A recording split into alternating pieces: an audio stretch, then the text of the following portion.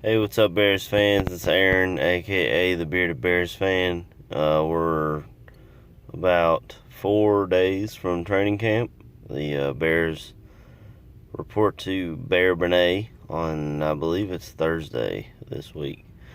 And I just want to go over some training camp battles that I'll be watching, some position battles that I'll be keeping an eye on. And you guys can comment and hopefully subscribe. Let me know what you think. And some position battles you'll be watching. But first and foremost would be the defensive end spot opposite Akiem Hicks.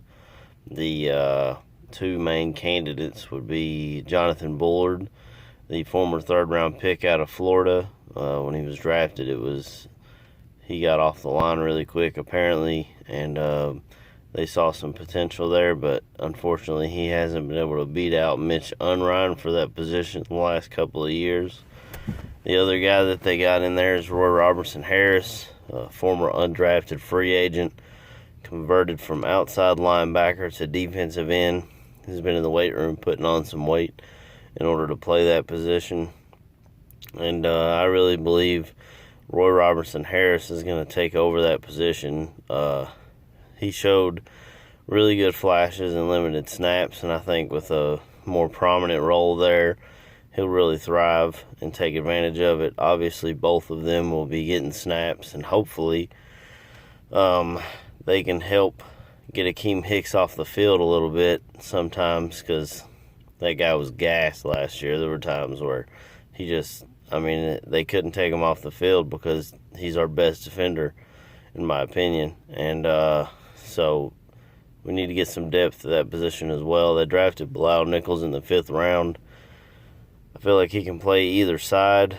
He may be predominantly Akiem Hicks' backup, so he'll be the guy to come in to give Akiem Hicks that breather, but that's one position I'll be watching. Another one is the wide receiver position. Obviously, we brought in Allen Robinson to be our number one wide receiver, but on the other side, it's wide open. Taylor Gabriel, I see him more as a slot guy. He's a shifty, smaller receiver, but as he said, he plays all over the field, so he can be outside or inside. Also, we drafted Anthony Miller in the 2nd round, who I really like. I mean, he locates the ball well. He's a poor man's Antonio Brown, and if we can get anything near Antonio Brown out of him, he'll be a fucking steal. Kevin White has looked really good this offseason from all accounts I've heard. He's if you follow him on Instagram, he's been working with Mitch and building a rapport with him. He looks fucking ripped. Hopefully he can just stay on the field. The biggest issue with him has been broken bones. It's not even like an Alshon Jeffrey situation where it's a soft tissue injury. You know, he broke his leg twice, and broke his shoulder blade last year, so hopefully he can stay on the field. I guess drink your milk, kids. I don't know. So those are the main contributors at that position. I'll be watching the nickel corner position, which, I mean, I know it's not our base defense, but if you watch NFL football at all, you'll know that teams are in sub packages about 90% of the time anyway, so your nickel corner has to be he's basically a starter. And our two biggest guys there are Bryce Callahan, who's been there for a little while, and Cre'Von LeBlanc, a guy they grabbed off of the New England Patriots practice squad a year ago, maybe 2. I can't really remember. But I'm a big fan of Cre'Von LeBlanc, and I'd like to see him take a hold of that position. Nothing against Bryce Callahan. I like LeBlanc better. I think he has, I don't know the numbers, but I would say he has more interceptions than Bryce Callahan in less snaps on the field. Obviously, in a dime position, you'll have both of them either way, but I would say Cre'Von LeBlanc as your nickel corner. Another position that's going to be important, but I'm not sure who's going to step up and take it, will be pass rusher opposite Leonard Floyd. And your main contributors, you've got Aaron Lynch, who we brought in from San Francisco. He played his best seasons under Fangio out there. He kind of fell off for a couple of years, had some motivation issues, things like that.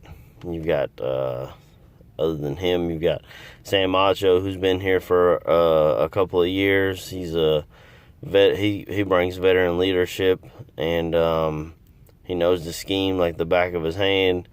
So he may be able to get in there as a starter. I'm not sure. You've also got some guys that showed out in preseason last year. Isaiah Irving looked really good in the preseason. He had some injury issues, I believe, last year, and had trouble staying on the field. So, year two, another year in Fangio's system, a year in off season in the weight room and in the film study and things of that nature. We'll see how he develops into a pass rusher. At the very least, he'd be a good situational guy. They also drafted a guy named Kylie Fitz in the 6th round. He had a lot of injury issues in college as well, which is why he dropped to the 6th round. But he has looked really good when he was on the field. So maybe he'll be one of those situational guys we can just throw in there on the 3rd down, strictly just go get the quarterback. You know what I'm saying? We don't really have a proven guy, but we have a lot of unproven pieces that I'm pretty excited to see where that leads. You know what I'm saying? Yeah. So, like I said, defensive end, outside linebacker, wide receiver, nickel corner, and those are probably the biggest position battles that I'll be watching. Please let me know what you guys think in the comments below. If you like my videos, please subscribe. It is Aaron, the Bearded Bears fan, and I appreciate all of you for taking the time out of your day to watch this. Bear down, fellas. Bear down.